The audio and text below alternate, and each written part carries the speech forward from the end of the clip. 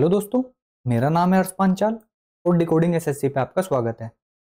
इस वीडियो में मैं आपको एसएससी एमटीएस 2025 के लिए जो स्ट्रेटजी है उसको बताऊंगा और मैं ये भी बताऊंगा कि कैसे मैंने एसएससी एमटीएस 2024 में से 75 आउट ऑफ 75 जो है वो स्कोर किया है। तो चलिए वीडियो को स्टार्ट करते हैं। देखिए, सबसे पहले तो मैं अपने जो स्कोर्स हैं उनको बता देता हूँ कि मैंने कितना कितना स्कोर किस किस एग्जाम में किया है। देखिए, CGL 2022 ये मेरा पहला अटेम्प्ट था और इसमें मेरे जो इंग्लिश में है वो 29.5 मार्क्स आए थे। उसके बाद बात करें MTS 2022 की, तो MTS 2022 में मेरे 75 में से 59 मार्क्स आए थे और मुझे डिपार्टमेंट मिला था इनकम टैक्स डिपार्टमेंट मुंबई। हालांकि ये मैंने 1 महीने के बाद जो है वो रिज़ाइन कर दिया था। अब देखिए, बात करते हैं CGL 2024 की।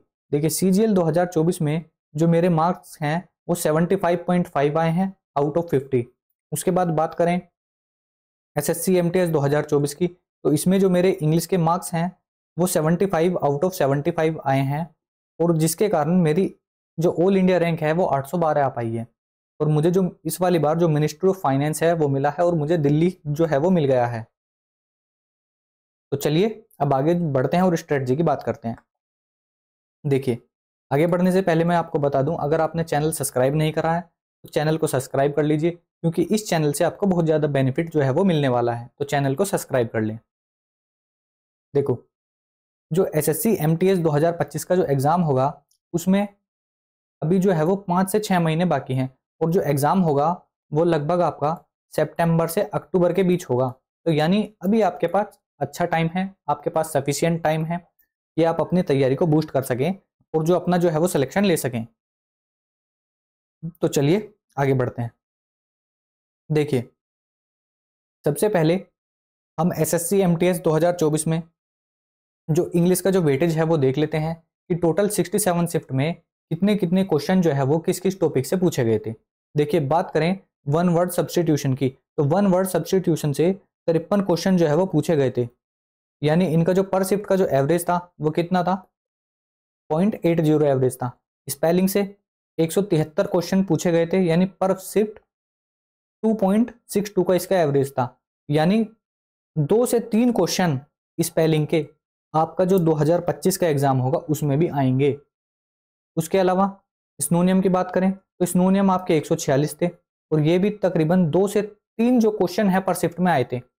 एंटोनियम की बात करें तो ये 131 एंटोनियम पूछे गए थे 2024 में और इनका जो एवरेज था 1.98 था। यानी 1 से लेकर 2 क्वेश्चन जो है ना, यानी मैं 2 कह सकता हूं उसको कि 2 क्वेश्चन पर शिफ्ट में पूछे गए थे। ईडियम्स 112 पूछे गए थे, 1 पॉइंट इसका 1.70 एवरेज था, यानी लगभग 2 क्वेश्चन पर शिफ्ट में आए थे।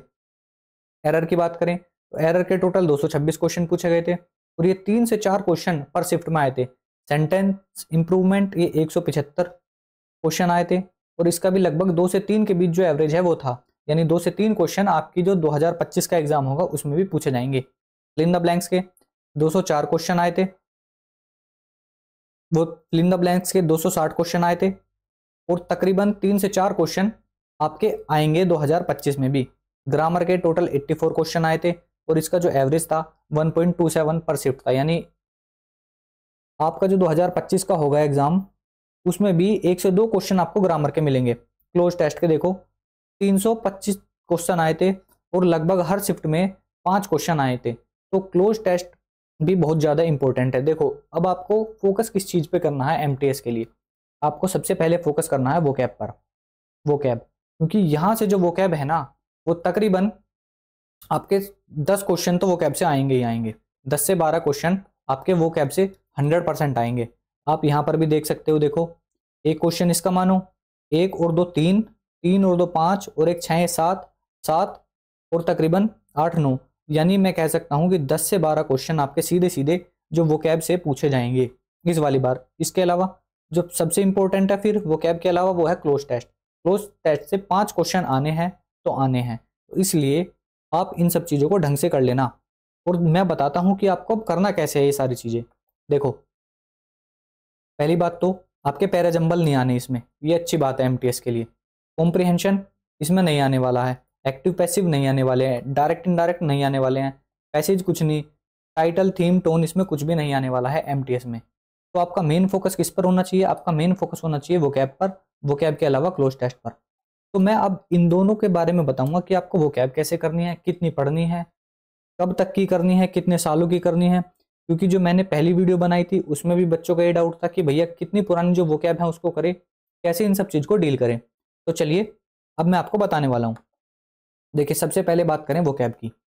तो जो वोकैब है आपको वो वन लाइनर तो करनी नहीं है बिल्कुल भी। वन लाइनर आपको बिल्कुल नहीं करनी है। आपको कैसे करना है? आपको करना है एमसीक्यू के रूप में, यानी एक क्वेश्चन दिया हो और उसके जो नीचे हैं वो 4 ऑप्शन दिए हों, आपको इसी तरीके से करना है। जब प्रैक्टिस करोगे जिस भी बुक से करोगे तो वो आपको हमेशा प्रैक्टिस एमसीक्यू के रूप में ही करनी है। दूसरी इंपॉर्टेंट बात, जब आप एमसीक्यू के रूप में प्रैक्टिस करोगे तो आप इनके हिंदी जो मीनिंग है वो भी आप तुरंत ही इन ऑप्शन के बराबर में लिख लेंगे।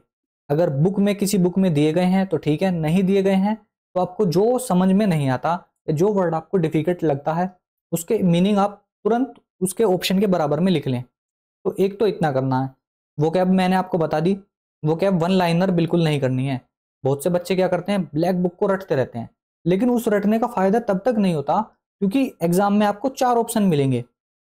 आप उनमें से क्या करेंगे, मान लो एक या दो क्वेश्चन आपने एलिमिनेट कर दिया, उसके बाद बचे 2 क्वेश्चन, तो आप इन 2 क्वेश्चन में ना पूरी तरीके से कंफ्यूज हो जाएंगे कि मैं ये वाला ऑप्शन लगाऊं या फिर ये वाला ऑप्शन लगाऊं, क्योंकि आपने ऑप्शन एलिमिनेशन सीखा ही नहीं, आप केवल वन लाइनर को रटते रहे। तो यहाँ पे आपको एग्जाम में दिक्कत होगी। और क्योंकि एमटीएस के जो एग्जाम में 1/3 की नेगेटिव मार्किंग है और एक क्वेश्चन गलत करने पर ये मानिए कि आपको सीधा सीधा 4 नंबर का लॉस होगा, और 4 नंबर जो है वो बहुत रहता है। 4 नंबर से आपका सिलेक्शन रुक सकता है या 4 नंबर से आप बाहर भी हो सकते हो। देखिए मैं बता दूं, जो जब मैंने एमटीएस 2022 का एग्जाम दिया था तो मेरा केवल 0.4 नंबर से, केवल 0.4 नंबर से दिल्ली जो है वो मिस हो गया था। उसकी वजह से मुझे महाराष्ट्र जाना पड़ा था। हालांकि मैंने रिजाइन दे दिया था, वो बात तो अलग है। देखिए आपको मैंने बता दिया कि वन लाइनर करने नहीं है, एमसीक्यू के रूप में करने हैं। इसके अलावा देखो, अब सबसे पहली बात कि आपको टॉप 50 जो क्वेश्चन है ना, टॉप 500, उनके जो टॉपिक वाइज जो आपकी जो पीडीएफ है वो अवेलेबल होनी चाहिए। और दूसरी चीज, वोकैब में एक चीज मैं भूल गया था कि आपको जो वोकैब है ना, ये 100 वर्ड डेली, 100 आपको ईडियम्स, 100 ईडियम्स करने हैं आपको, 100 एंटोनियम करने हैं, 100 स्नोनियम करने हैं, 100 वन वर्ड करने हैं, 100 स्पेलिंग करनी है। तो ये आपको डेली के डेली 100 रिवाइज करने हैं, लर्न करने हैं। अगर आप ये नहीं करेंगे तो यकीन मानो कि सिलेक्शन नहीं होने वाला। अगर आप डेली 100 वर्ड रिवाइज करते हैं तो आपको 2 दिन बुरा लगेगा, 4 दिन। अगर आप इसको, इस प्रोसेस को 1 महीने के महीने तक करते हैं ना, तो यकीन मानिए कि आपको बहुत सारी चीज़ें जो है वो रिवाइज हो जाएंगी, बहुत सारी चीज़ें लर्न हो जाएंगी आपकी, और आप फिर 100 की जगह 200 वर्ड भी कर सकते हैं, क्योंकि आपको आध से ज़्यादा जो चीज़ें हैं वो याद हो जाएंगी। देखो उसके बाद आपको जो टॉप 500 जो वोकैब है, हर टॉपिक की आपके पास पीडीएफ होनी चाहिए, हर टॉपिक की पीडीएफ होनी चाहिए। देखो टॉप जो 500 या टॉप 1000 जो वोकैब है उसकी आपके पास पीडीएफ होनी चाहिए। उसमें एंटोनियम्स की अलग पीडीएफ, स्नोनियम की अलग, ईडियम्स की अलग, स्पेलिंग की अलग और वन वर्ड की अलग। अब ये पीडीएफ आपको मिलेगी कहाँ से? देखो ये पीडीएफ आपको मिलेगी एक तो द पंडित के टेलीग्राम ग्रुप पर। आप वहाँ से स्पेलिंग की, वहाँ पर टॉप मिलेगी, टॉप 500, टॉप जो है 250। तो इस तरह के, देखो जब मैं एग्जाम देने गया था तो मैंने स्पेलिंग की जो पीडीएफ है ना वो पंडित से सारी करके एकदम अच्छी तरीके से लर्न कर ली थी, और वो जो इसके अंदर स्पेलिंग थी वो सीधे के सीधे ही एग्जाम में हिट कर गई थी। यानी जो आप पढ़ेंगे वो सीधा के सीधा एग्जाम में हिट होगा। तो आप दा पंडित से कर लें ये टॉप 500 की पीडीएफ, या फिर आप ब्लैक बुक से कर लें। देखो ब्लैक बुक को मैं लर्न करने से मना कर रहा हूँ, क्यों? क्योंकि वो वन लाइनर है। लेकिन ब्लैक बुक के पीछे अच्छी बात यह है कि वहां पर जो जब चैप्टर खत्म होता है तो वहां पर टॉप 200 या टॉप 500 जो क्वेश्चन है ना, सबसे ज्यादा जो रिपीट हुए होते हैं वो दिए होते हैं। तो आपको क्या करना है, ब्लैक बुक से उन टॉप 200 की या टॉप 500 की जो पीडीएफ है उसको आपको निकलवा लेनी है, और एग्जाम के 30 दिन पहले इस पीडीएफ को घोट के पी जाना है, क्योंकि यहां से सीधे के सीधे क्वेश्चन जो है वो एग्जाम में हिट होने वाले हैं। तो इतना आप अगर वोकैब के लिए करेंगे तो इतना सफिशियंट होगा। उसके बाद बात करें ग्रामर की, तो ग्रामर में आपको पहले ही बता चुका हूँ कि आपको वॉल्यूम 1 से करनी है।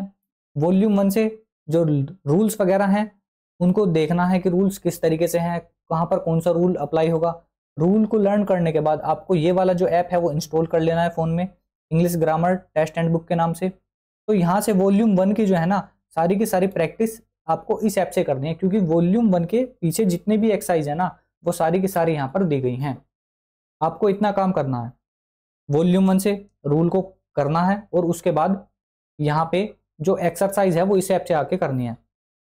उसके बाद मोस्ट इंपॉर्टेंट जो चीज़ है सिलेक्शन में, ये चीज़ बहुत इंपॉर्टेंट है, आपका एक खुद का प्राइवेट टेलीग्राम ग्रुप होना चाहिए और वो आपका या तो सब्जेक्ट वाइज हो या फिर टॉपिक वाइज हो। जैसे देखो, जब मैंने टेलीग्राम ग्रुप बनाए थे तो मेरा मेंस का रीजनिंग का अलग है, यानी इसमें मैंने मेंस की सारी जो रीजनिंग है सीजीएल मेंस की उसका ग्रुप बना रखा है। मेंस का जो स्लोगिज्म है उसका मैंने अलग अपना ग्रुप बना रखा है, ग्रुप मेरे प्राइवेट हैं। इसके अलावा मेंस का जीके का मैंने अपना अलग ग्रुप बना रखा है, ये प्राइवेट ग्रुप है। मैथ्स के फॉर्मूले का और मेंस इंग्लिश का। अब ये देखो, मैंने भी अपना मेंस इंग्लिश का जो है ना टेलीग्राम पे प्राइवेट ग्रुप बना रखा है। अब इस ग्रुप में मैं क्या करता था, देखो जैसे मैंने टेक्स्ट बुक पे मॉक दिया, मैंने दिया कोई मॉक। अब मॉक में क्या हुआ, उसमें कुछ क्वेश्चन ऐसे आ गए इंग्लिश के, मान लो कोई रूल आ गया या कोई दूसरी चीजें आ गई जो मतलब मैंने उसमें सिली मिस्टेक कर दी, मैंने बहुत ज्यादा उसमें सिली मिस्टेक कर दी और मुझे लग रहा है कि मैं उसको एग्जाम में भी करूंगा। तो मैंने क्या करा, उसका स्क्रीनशॉट लिया और इस ग्रुप में भेज दिया। इसी तरीके से जो आप मॉक दे रहे हो, जो आपकी गलतियां हो रही हैं, इसमें पहली बात तो ये, इस ग्रुप में वोकैब मत ऐड करना। वोकैब ऐड करोगे तो आप फिर अगर वोकैब ऐड भी करनी है आपको तो आप बहुत कम मात्रा में ऐड करें, इसमें केवल आप ग्रामर जो है उसको ही ऐड करें, क्योंकि वोकैब के लिए आपके पास ऑलरेडी कई बुक होंगी तो बेटर रहेगा कि आप वहीं लिख लो। अब इसमें क्या करना है, आप जो भी मॉक दे रहे हैं, जैसे मान लीजिए कि आपको कुछ रूल्स वगैरह कोई चीज़ें समझ नहीं आ रही हैं और वो टेक्स्ट बुक में अच्छी तरीके से दी हुई हैं, तो आपको क्या करना है, वहाँ से उसका स्क्रीनशॉट लेना है और इस ग्रुप में डाल देना है। इसी तरीके से जहाँ पर भी आपकी गलती हो रही है ये केवल वहीं अप्लाई करना है जिन क्वेश्चंस को आप रोंग कर रहे हैं। जो भी रोंग क्वेश्चन हो रहे हैं ना आपके मॉक में, या जो आपकी सिली मिस्टेक हो रही है, तो उसका स्क्रीनशॉट लीजिए और इस ग्रुप में ऐड कर दीजिए अपने प्राइवेट ग्रुप में। और जब एग्जाम होगा तो एग्जाम के 30 दिन पहले इसको ढंग से लर्न कर जाना, तो आपकी जो गलतियां हैं वो एग्जाम में काफी हद तक कंट्रोल हो जाएंगी और आप बच जाएंगे, क्योंकि वरना क्वेश्चन गलत करने पर आपके 4 नंबर कट जाएंगे और यहाँ पर आप बच जाएंगे। तो एक तो आपको ये करना है, ये आपको बहुत ज्यादा बेनिफिट करेगा। 30 दिन पहले जो भी इस ग्रुप में कंटेंट डालोगे वो सारा का सारा आपका रिवाइज हो जाएगा, सारा उसको रिवाइज कर लेना, ठीक है। उसके बाद अब बात करते हैं, आपके पास ग्रामर के शॉर्ट नोट्स होने चाहिए। यानी यहां पर वो चीज है, देखो आपने क्या करा, आपने जो आपको जो चीजें गलत हुई हैं या तो आप किस में डाल दो, इस प्राइवेट टेलीग्राम ग्रुप में डाल दो। अगर आप नहीं डाल देना तो उसको आप शॉर्ट नोट्स के रूप में जो रूल है या जो भी चीज है, कुछ प्रीपोजिशन है कि इसके बाद ये प्रीपोजिशन आएगी और ये 4 से 5 बार मॉक में रिपीट हो चुकी है, तो आप क्या करेंगे ना, उसको आप या तो शॉर्ट नोट्स बना लो या फिर उसको किस में डाल दो, इस प्राइवेट ग्रुप में डाल दो। तो ये दोनों आप काम कर लो तो इसका बहुत ज़्यादा बेनिफिट हो जाएगा। दूसरी चीज़ इसके अलावा, ये एक मनीषा बंसल मैम की वीडियो है और ये आपको करनी है। ये 10 घंटे की वीडियो है। अगर आप इस 10 घंटे की वीडियो एग्जाम से पहले देख लेते हैं ना, ये वीडियो तकरीबन एग्जाम के 15 दिन या 10 दिन पहले देख लेना, तो आपका जो ग्रामर का कंप्लीट जो रिवीजन है ना वो इस वीडियो को देखने के बाद हो जाएगा। अब आपको करना क्या है, देखो एक बार तो इस वीडियो को आप देख लो और एक बार इसको देख लेना एग्जाम से 10-15 दिन पहले, तो आपका ग्रामर का कंप्लीट रिवीजन हो जाएगा। इसके अलावा आप अपने शॉर्ट नोट्स पढ़ लेंगे, अपने टेलीग्राम जो प्राइवेट ग्रुप बनाओगे उस चीज को देख लेंगे, तो आपको ग्रामर का कोई क्वेश्चन नहीं बचना है। वोकैब मैंने आपको बता दिया, ग्रामर के लिए आपको ये करना है। इसके अलावा एक इंपॉर्टेंट चीज ये है कि इसकी जो पीडीएफ है ना, इस वीडियो की पीडीएफ भी इनके चैनल पर मिल जाएगी, इनके टेलीग्राम चैनल पर इस वीडियो की पीडीएफ मिल जाएगी। नहीं तो मैं इसको अपने टेलीग्राम चैनल पर डाल दूंगा, आप वहां से डाउनलोड कर लेना। इसको वहां से डाउनलोड करो और इसको प्रिंट करवाओ, और जो अगर मान लो इसकी आप पीडीएफ निकलवाते हो ना, तो उस पीडीएफ का 5 से 10 बार आप रिवीजन कर लेना, क्योंकि क्वेश्चन वही रिपीट होंगे जो इस वीडियो में लगभग क्वेश्चन है, एग्जाम में भी लगभग हूबहू उसी की तरह के क्वेश्चन रिपीट होंगे। और ये मैं कहता हूं कि अगर आप इतना कर लेते हो तो इंग्लिश में आप गलती करने से बच जाओगे और आपके बहुत बढ़िया मार्क्स आएंगे। उसके बाद बात करते हैं मॉक टेस्ट की। देखो मॉक टेस्ट आपको किस तरीके से देने हैं। आपको पहली बात तो जब आप फुल मॉक लगाओगे, देखो एमटीएस का जब आप फुल मॉक लगाओगे ना, तो उसमें क्या करना है, सेशन 1 मर्जी आप अटेम्प्ट करो या उसको ना करो। अगर आपका सेशन 1 भी वीक है तो उसको अटेम्प्ट कर ले, वरना सेशन 1 को ना अटेम्प्ट करें। मैंने कभी सेशन 1 अटेम्प्ट ही नहीं करा। उसके बाद मैं सीधा सेशन 2 पे जाता था। सेशन 2 पे इंग्लिश को अटेम्प्ट करता था। दूसरी इंपॉर्टेंट चीज, मैं हड़बड़ी में नहीं करता था, क्योंकि सेशन 1 में आपको टाइम ज्यादा मिलेगा और आपको उस टाइम को कंप्लीट करना है। बहुत से बच्चे क्या होंगे, मॉक भी लगाएंगे और वो हड़बड़ी में उसको बंद कर देंगे, लेकिन नहीं, आपको पूरा टाइम देना है। इंग्लिश को और जीके को पूरा टाइम देना है, ताकि आप एग्जाम में अच्छी तरीके से उस टाइम को यूटिलाइज कर पाएं और जिस भी क्वेश्चन पर डाउट होता है ना, उस क्वेश्चन को आप अच्छे से रेक्टिफाई कर पाएं कि हाँ इसका ये क्वेश्चन होगा या ये होगा। इसके अलावा आपको सीपीओ 2024 का एक सेक्शनल मॉक देना है। सीजीएल 2024 का भी आपको एक सेक्शनल मॉक देना है। एमटीएस 2024 का भी आपको सेक्शनल मॉक देना है। आपको इतना करना है और वोकैब का आपको रिवीजन करते जाना है, यानी डेली 100 वर्ड या 50 वर्ड जो भी आप करना चाहें उसको आप कर सकते हैं। तो आप इतना करोगे, एक सीपीओ का सेक्शनल मॉक दे दो इंग्लिश का, एक सीजीएल का सेक्शनल मॉक दे दो इंग्लिश का, एक एमटीएस का सेक्शनल मॉक दे दो और एक जो वोकैब है उसका रिवीजन करते रहो। तो यकीन मानो कि इंग्लिश में आप 75 आउट ऑफ 75 मेरी तरह ही ला सकते हैं, या आप तकरीबन 72-73 नंबर बड़ी आसानी से ला सकते हैं इंग्लिश में। क्योंकि अगर एमटीएस में सिलेक्शन चाहिए तो आपको इंग्लिश में हाई स्कोर करना पड़ेगा, तभी जाकर कुछ बात बनेगी। ठीक है, उसके बाद देखो इंपॉर्टेंट चीज यही कि मॉक में आपको जो सेशन 2 है उसको कंप्लीट टाइम देना है। हड़बड़ाहट में मॉक को बंद नहीं करना है या हड़बड़ाहट में मॉक को सबमिट नहीं करना है। आपको क्या करना है, सेशन 2 को कंप्लीट टाइम देना है, ताकि आप इंग्लिश में जैसे मान लो किसी क्वेश्चन में आपको डाउट है तो आपको उसको देखना है कि इसका ऑप्शन ये होगा, ये होगा, ये होगा, ये होगा। उसको आपको सोचने का भी ढंग से टाइम मिलेगा और आप 1 से 2 मिनट उस पर सोचेंगे तो आपका लगभग वो क्वेश्चन भी सही हो जाएगा। तो ये वीडियो अगर आपको अच्छी लगती है तो चैनल को सब्सक्राइब करें और वीडियो को लाइक करें। अगर आपका कुछ भी डाउट है तो आप इस वीडियो के कमेंट में मुझसे वो पूछ सकते हैं और वो कमेंट कर दीजिए, मैं उसका आपको रिप्लाई जो है वो कर दूंगा। अगर वीडियो अच्छी लगी हो तो चैनल को सब्सक्राइब कर लें। चलिए, धन्यवाद।